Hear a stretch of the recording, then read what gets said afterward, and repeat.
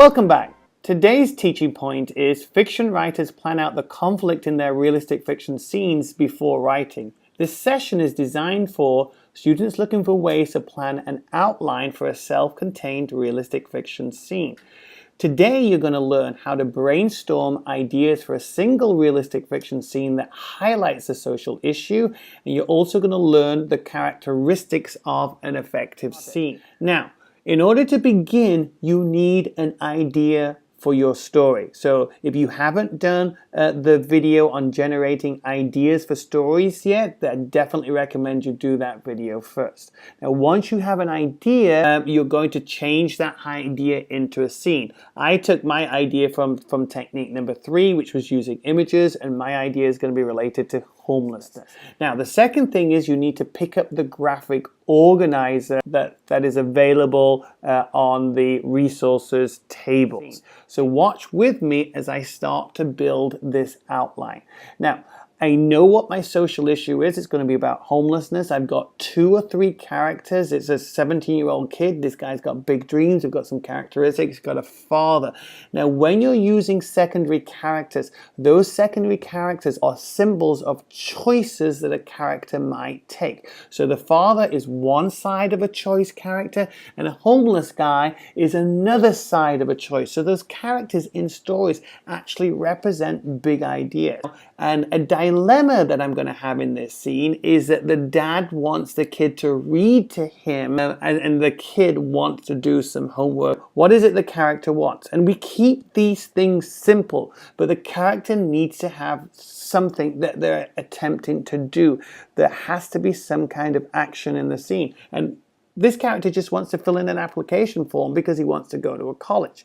Now, what's the problem? We need problems in scenes. He can't find a torch. But then give the character another problem. He finds a torch and the batteries are gone. Then give the character another problem. These guys are living in a homeless shelter and it's lights out at 10 p.m. But the dilemma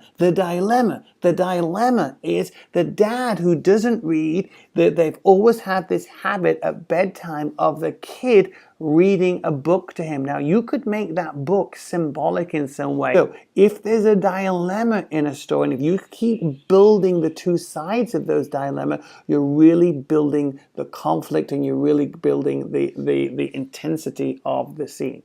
Now, make sure you have that setting. I've already mentioned I'm going to put it in a homeless shelter. Even if it's one scene that must begin and end in the same setting, I could flash back to a different moment to provide backstory. Maybe the kid flashes back to a time when his mum was reading to him as a kid. I'm assuming the mum's probably passed away. He's remembering, and maybe they were reading by the window. We know how windows can be used and light can be used symbolically.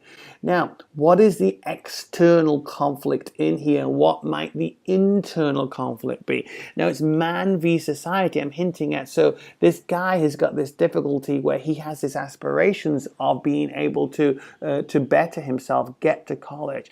And the internal conflict, does he give up, accept his fate, or strive for more? Like the dad's pestering, but he doesn't have the heart to tell the dad that he's got this other thing which is much more important to do before the lights are out, because he needs to get this application in tomorrow. Notice all of these are simple ideas. I'm writing sideways. I'm not writing about poverty or homelessness. I'm trying to show this issue with a real life situation.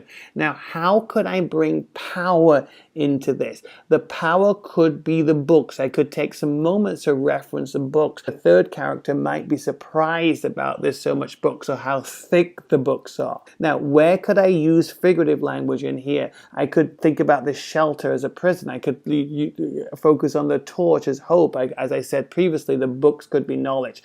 Now, in my mind, I may be thinking about what my story or my scene is really going to be about. No matter how dark a situation might seem, there's always light at the end of the tunnel. There you have it. You have all of these elements of what makes a successful scene. Now, this might be a little complicated for you, so just think about these things first. What's the social issue? What is it that your character wants? And what are some problems that are going to get in the way of what your character wants? Or what's a possible dilemma? Pause the video now and start trying to fill in your graphic organizer.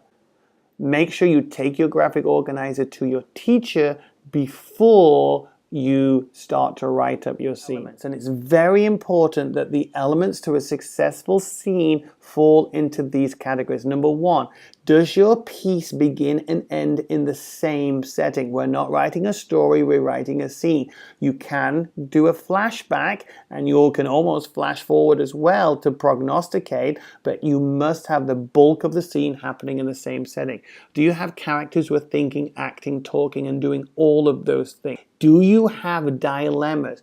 Options for characters that are compelling and multiple small problems that compound these options. This is where you build the intensity of the scene. Characters are active. They create the story. The story doesn't happen to them. So make sure that you are bringing dilemmas into your piece. Is there a sense of urgency? What's changed in this character's life? Why he needs to get that application form in now? Is there some way to surprise your reader at the end? Don't lay it all out for them. Try to do something at the end that is different. Now, the best way to end a story, and I got this tip from a professional award-winning author, was end with a visual image. You're creating a last few lines that is an image of the idea or the message that you want to communicate, and not necessarily the message itself written. Oh, and the character learned this. Go back, make sure you have finished the graphic organizer and that you are ready to build that scene.